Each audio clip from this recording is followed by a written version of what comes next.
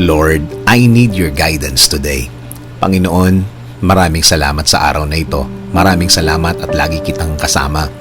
Kaya nagiging safe ang lahat. Kaya nagiging magaan ang lahat. Patuloy niyo po akong samahan sa araw na ito. Panginoon, kailangan ko po ng inyong biyaya ngayon. Kailangan ko po ng blessings niyo sa araw na ito. Kailangan ko po ng inyong provision para sa akin at para sa aking pamilya. Para sa malaking tulong niyo sa akin, Lord. Sa mga nagdaang mga araw, Lord, naging mabigat ang aking mga araw. Naging lito at di ko na naman alam ang aking gagawin, Lord. Pero alam ko, magiging okay na naman ang lahat. Alam ko, Panginoon, kahit na ano pa ang pinagdadaanan ko, kapag kasama ko kayo, lagi kong makikita at mararating ang inyong plano sa akin. Ang mga gusto niyong gawin sa aking buhay na makakabuti sa akin. Kaya ngayon, Lord, dasal ko po na pagaanin niyo na po ang aking sitwasyon ngayon.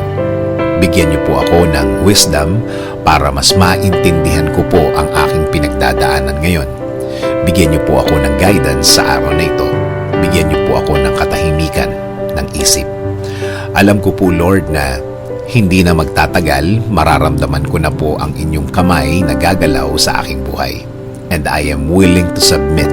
I am willing to offer my day today to you, O Lord. Alam ko po kapag kasama ko kayo, kasama ko ang inyong mga blessings. Alam ko po na kasama ko ang mga solusyon sa aking buhay. Solusyon na magiging sagot sa aking mga nararanasan ngayon. Kaya Lord, patuloy niyo pong pasukin ang aking buhay. Patuloy niyo po itong lagyan ng katahimikan. Gawin niyo po sa aking buhay ang magandang plano ninyo.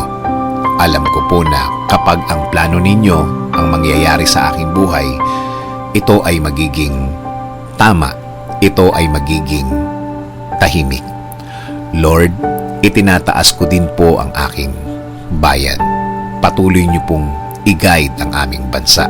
Patuloy niyo pong i-bless ang mga namumuno sa aming gobyerno.